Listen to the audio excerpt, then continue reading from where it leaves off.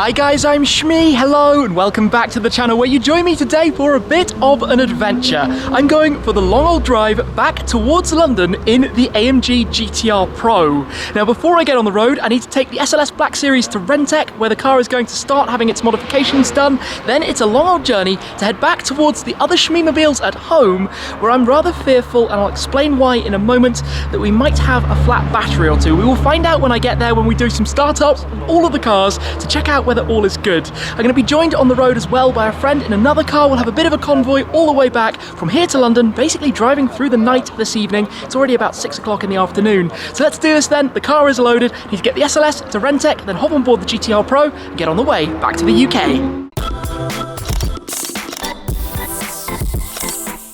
Firstly though, on this beautiful day here in Nurburgring, something to show you in the Apex barn is Robert Mitchell's new McLaren 620R, one of 350 cars. It has literally just arrived. It's already been around the Nordschleife for its first ever kilometre on tarmac, or I should say 21 kilometres or so. The 620R, the 620 horsepower, 570S GT4 inspired version of McLaren Sports Series, kind of the last ultimate limited edition rare model that they are making of that generation of the Sports Series. For me though, I need to go get this SLS over towards RENNtech. We'll get cracking on with that because, well, it's a long old drive and time is quickly marching on. As always, we are surrounded by some lovely cars here. The GT2 RS MR, the Apex Taxi, which I experienced a ride in quite recently. A fantastic experience.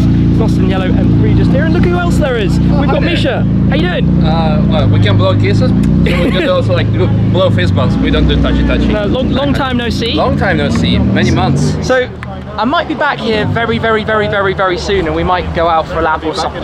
Yeah, in the Golf. In the Golf, yeah, we can do that and maybe something else. Yeah, sure. 720S just going out as well. Yeah. It's all happening today. So I got a long old drive. I kind of want to hang around and just enjoy the vibes, but it doesn't make sense. Yeah, literally every car. Anyway, right, well, we'll catch up very soon. See you next time. Bye-bye. For the time being, see you later, Misha. For the time being, let me just jump on board the SLS, actually get this started up and head straight on out.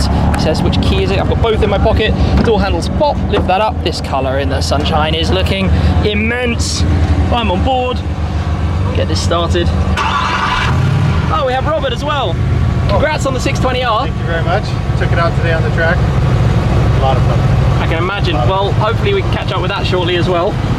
Yeah, like I say, everything's happening. Let's go. That drive over is a whole 1 or 2 kilometers here to RENNtech Europe, where I'm going to be leaving the SLS Black Series. Now, I've been in to see the new parts that have arrived for the R1 package that is going to be installed on this car, but it's actually going to be done when I get back out here, which is going to be sooner than you might think. But now though, we need to say farewell to the Mystic Blue in the sunshine. I think we're actually going to be seeing all of the Shmeemobiles except for one of them in this video, which is kind of crazy between the different locations. But let's head back over to Apex, get the Pro and get on the way. Alright then, let's head inside.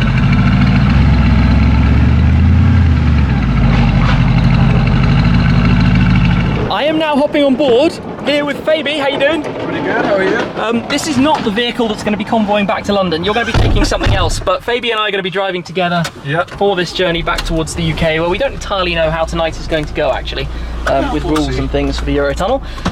We just need to get back over to Apex, and this is the transporter van for the moment. Yep. Believe it or not, this car was transported out here 4 weeks ago. Time has flown by since Lee from Dump Barn Logistics brought it out in the trailer. At that point, the car wasn't even yet fully run in, but brought it out here. I brought it straight to Nurburgring, to the Nurburgring, to do some laps. Since then, it has done plenty more, including the RENNtech track experience, but driving a very track-focused car. In fact, the GT R Pro is a track-focused version of an already track-focused version of the AMG GT, which is kind of crazy, but it's also quite comfortable and practical for a long-distance drive like right now. And in particular, back here in the boot where I have all of my luggage, I want to show you something that we have added to the Shmee 150 shop. We now have these squad items, starting with the backpack or the rucksack. Inside here, we also have the baseball cap. We've got some t-shirts and also hoodies as well. You will find all of these items. The link will be down below if you'd like to check them out. Embroidered t-shirt. We've got the squad hoodie, the Shmee squad. So thank you to all of you guys. We've added those to the store. You'll be able to find them. But back here, I've got my case. I've got a helmet. I've got a bunch of stuff that just manages to fit straight on in. So this is pretty much ready and set. I'll come round because I am going to be taking this straight on. It doesn't sound anything like the SLS, of course, but nonetheless, it's a comfortable place to be. get the air conditioning rolling, get it a little bit cooler in here. We've got 2,754 kilometers on the clock now. We need to put that back into miles. Yes, aircon is running. So we're going to be joined, by the way, by Fabi in the 720S. The 720S and this car, the two white and black cars as it happens, on the road together towards the Eurotunnel. So we've got a long way. Let's get on the road, get this done. I think of all the journeys that I have ever done back and forth between the UK and Germany, this will probably be the most chilled out it has ever been. At the moment, I'm cruising behind the 720S as we make our way, I think, towards some autobahns. We're going to take it very, very easily. In fact, I might just do an update when we make it to the Eurotunnel, see what's going on, what time we end up crossing back over across the channel, and then when we get home, it is going to be about the batteries of the cars. Now, tonight, but all rolled into the same video, tonight I'm going to get to my garage where the Red RS, the Heritage RS, and the Supra have all been left with no trickle chargers plugged in for 7 weeks. Now, I'm hoping, fingers are crossed, that they will be okay. I gave them all proper run-outs before I left because I didn't know when I was going to be coming back, but you never know. We might have some flat batteries tonight. Then tomorrow morning, I'm going to be heading straight over to the storage where the other cars are, but unfortunately, I've got a renewal of a problem that I had before, where it looks like some fuses might have tripped on the wall sockets, which potentially means that the cars have been left unplugged. Now, various people have been in to check on the cars on my behalf, but at some points they have been off, and well, without the keys there, we don't know if they've been started, if they're running, or what exactly the situation is going to be. So let's see what happens a little bit later on. For now, it's about 4 hours or so from here to the Eurotunnel crossing, where let's see what time the crossing is going to end up being, and then onwards in towards London, and to see if things are going to work. A quick pause for a bit of work using the wing of the GT R Pro literally as an office at the side of the motorways here in Belgium. Sun is just setting over in the background, and unsurprisingly, with both of these, they've attracted quite a crowd as well, parked at the side. We'll get back on the road very shortly, just making sure all is well here before packing up again. It is a very nice evening, and this is definitely a gentle cruise. Now, we're going to arrive at the Eurotunnel in good time for the booked crossing, which confusingly is the first one after midnight for complicated UK travel restrictions reasons. Hopefully this is all going to be completely fine. We're allowed to be travelling, obviously, or we wouldn't be doing it. This is now opened up as of literally tonight. So we're going to get there, see exactly what happens. We haven't actually stopped for dinner yet, which is about 10 o'clock at night at the moment, so we'll need to grab something at some point along the way. But the sun is nearly gone. Everything has gone very, very smoothly. Clear, no traffic, no rain. Pretty nice here through Belgium at the moment. We've gone through Germany, Netherlands, Belgium. We'll go into France, and then we will cross to England as well. But yeah, not much to report other than smooth sailing. Jump ahead a few hours, I'm on the Eurotunnel train, and in fact have just come through the tunnel. We're now outside in the UK. It has just gone 2 AM in the morning, that's European time, so just after 1 AM here in the UK. But the rest of the drive through Belgium and France was pretty plain sailing. At the moment here on the train, you can't actually get out of your car, so the 720S is tucked in just behind. We had a pretty easy time. There was a big queue, but easy time going through customs to get back over, and now a case of about 2 more hours to get back into London, but I am completely shattered, so tonight might be a case of just chilling and taking it easy, and possibly going to sort out the cars tomorrow morning. We'll have to see. I say tomorrow morning. By the time I'm back, it might be tomorrow afternoon. We will see what happens. I'm also a little bit sunburned, which isn't ideal, but very much looking forward to getting back after quite a long time, and obviously the first ever crossing that this car has done, because it came the other way in the back of a trailer. Now it has been driven through the taller single-deck carriages, which just make life a little bit easier. Into the next morning and feeling much more alive. Now it's going to be time, though, to go and see if all of the Shmeemobiles, fingers crossed, are going to start up first go. It might be a stressful day ahead, but something I didn't tell you yesterday, actually, about the Schwad items that we have in here just now, is that we're going to be giving away a set of the bag, the cap, t-shirt, jacket. We're going to be giving away a set to one person that signed up to the Shmee 150 shop. You'll also get alerts about new items, discounts, and the limited edition products as well by being signed up, and in 24 hours after this video, one person will receive a set of the Schwad items. Now the GT R Pro, now that I've done my first, I guess, proper long drive in it, it's still fairly comfortable, well equipped. I wish it had the adaptive cruise control sensor for obviously automatically adjusting your speed when you're on a long drive, because it was very much cruise control, chilled, gentle, but that's where this car is really firm. The ride is really firm, and I'm sorry I'm getting a little bit older here, but on the UK roads in particular, you notice it a lot. Anyway, 2 of the cars are just down there. Let's go see if this is going to work. First up, the Heritage Focus RS. I have the keys here for the cars in the home garage.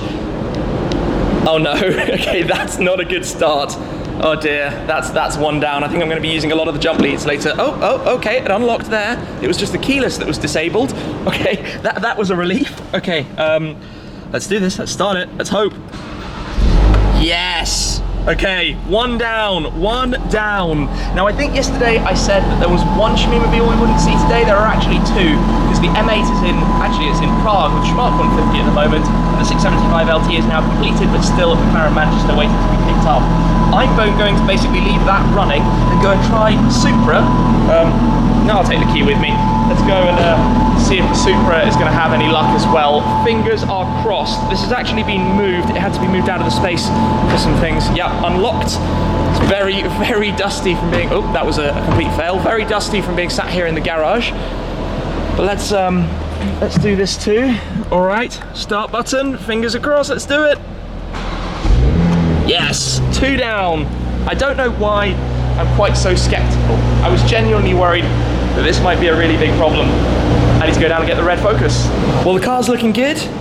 This must be a Ford thing. The key doesn't do anything on this either. Let's come around and see if with keyless it unlocks. Yep, all totally good here. Now I've got my bit of a squeeze to get in, but the beauty now is the door protector. A little bit of rubber that can go against the door just there. I can squeeze on through, and then, oh, nearly 8,000 miles on here. Yes, 3 out of 3, what a start. Oh, oil change required. Service time then, okay. My note's not quite on form, but we are running, that's the good thing. When I drove back into London last night in the Pro, it was actually raining, so there aren't too many bugs, but I am going to take it for a quick stop to a car wash to get it fully cleaned up before I park it back up and put it under covers, etc. until the next time I'm back here. So let's hop back on board, get this started, take it straight on over. Obviously, this has just been parked for one night. We know this is going to work. Imagine if it didn't, that would have been awkward. Anyway, on the road.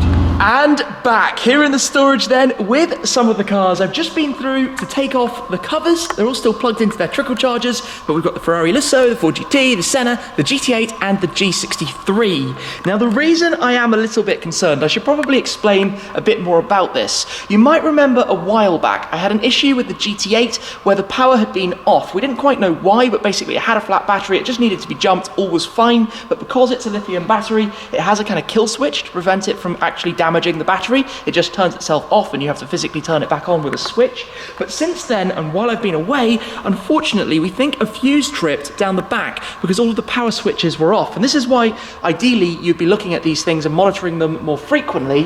But what it means is that the cars were unplugged, technically, for a certain period of time. Now, why do these cars need to be plugged in? If you're not familiar with trickle chargers and smart chargers, basically just to keep the battery conditioned. They kind of top them up, let them go down, top them up again. They're not keeping them always on full charge. It's about managing their status. So I am the most worried by far about the Lusso because Ferrari batteries, especially with a big V12, can be quite sensitive. The Ford GT has been left unplugged for many weeks before, so I think it should be fine. The Senna, that could be, we'll see.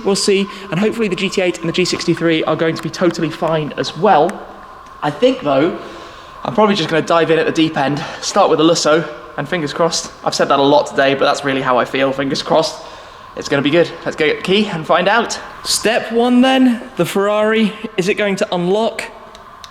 That's not a good sign. And this doesn't have keyless, so unlike the Focuses, I think that means it is totally, unfortunately, dead.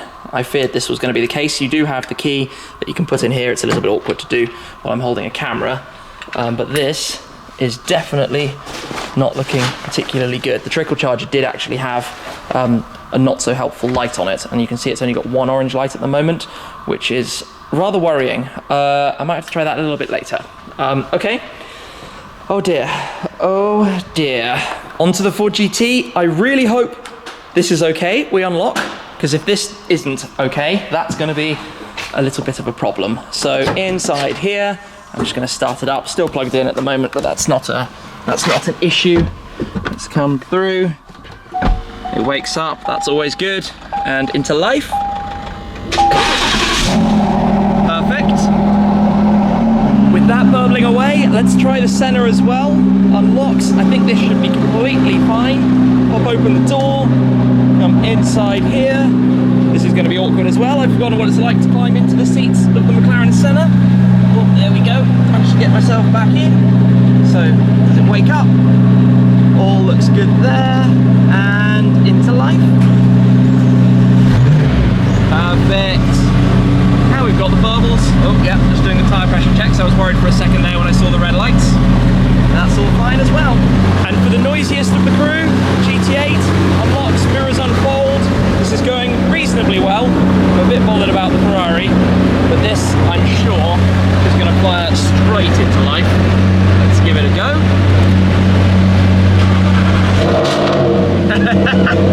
It's easy to forget how epic that sounds. Right, that means the big bright blue slab alongside us needs to be tried next. G63, unlock, come round, open this up, watching for the door mirror, okay, step on board, and I think this should be good, let's see. Yes, magic, all right, this isn't too bad then. We have had a fairly successful run, just the one. For the moment, the 4 cars that are running are just idling away to make sure that they get up to temperature, get the fluids flowing. Obviously, it is better to go and drive each one of them, but I don't have the time for that at the moment. And of course, we do have ventilation in here, otherwise this would be a little bit concerning to be running all of the cars. But also, however, I don't at this moment know exactly what I'm going to do with that car at all. I might call Ferrari Assist, who obviously would come out and help sort out the problem, but I think I'm going to need a new trickle charger because it has been showing errors and warnings, and I rather suspect that could be the reason that all of the fuses actually tripped. I need to investigate that problem a little bit more. For the time being, obviously we've got jumper kits, we've got jump leads, we've got the various things that we will need to bring it back into life if I decide to just do it. We shall see. Maybe that will be coming in another video. For the time being though, these are all running away. I suppose it's mostly a success. If out of the 8 cars I left parked, 7 of them are good. I suspected I was going to have at least 1 dead battery out of the whole lineup, and I suppose I'm not really that surprised that it's the Ferrari GTC hauler, so that seems to be the way that quite often these things unfortunately go. It's a little bit more peaceful now. I've been back to get the GT R Pro. That's cleaned and parked up in the line, plugged into a trickle as well. But on the Ferrari front, I do not think the news is going to be good. I'm pretty sure that the battery on this car is going to be toast. I did just manually open up the bonnet and stuff, but I don't really want to dig into that right now. I'm going to save it until I've got a bit more time, because like I said, this is a whistle-stop visit. I've got one pretty cool thing coming up next, and then almost hot on the heels of that, I'm going to be hopping on board the Ford GT for its first ever proper road trip. I'm going to be driving the GT over to Germany, to the Nurburgring, to the Hockenheimring, to a few other things, but I've never actually, I say proper road trip, obviously it went to America. I've never driven it from kind of A to B internationally. I've never driven it because it has no luggage space. It's a little bit useless on that perspective, but I'm going on my own, so I can use the passenger seat, no problems there, and put some miles on it, have some fun, take it back over to Germany as well. So I'm here for, well, not very long. In fact, yeah, by the time these videos are out, really not very long at all. Don't forget, of course, we have added the squad items to the Shmee 150 shop. You can find those in the description down below, and one person will be winning the goodies, as I said. We will contact that person directly 24 hours after this video, but do sign up because there are plenty more things on the horizon as well. For the time being, the Pro is now parked back here in London, plugged into its trickle charger, about 2,100 miles on the clock, and a few Nurburgring laps under its belt, which of course it hadn't done prior to that little journey and trip across Europe over the last 4 weeks or so. I guess it was a pretty long drive. Cool to be joined by the 720S. I can't wait to get back to the SLS Black Series at RENNtech as well. That's all going to be coming very soon. I'm trying to think what else has happened since yesterday, because, well, it was yesterday evening I was at the Nürburgring. It is now lunchtime the day after. I'm here and the car is back, and just craziness. Anyway, not that bad. Only one car with some problems, but problems nonetheless that I need to sort out at some point, possibly on my next return, because right now I don't really have very much time. Anyway, for now, thank you very much for watching, guys. I appreciate your support as always, and I'll see you again very soon. Cheers.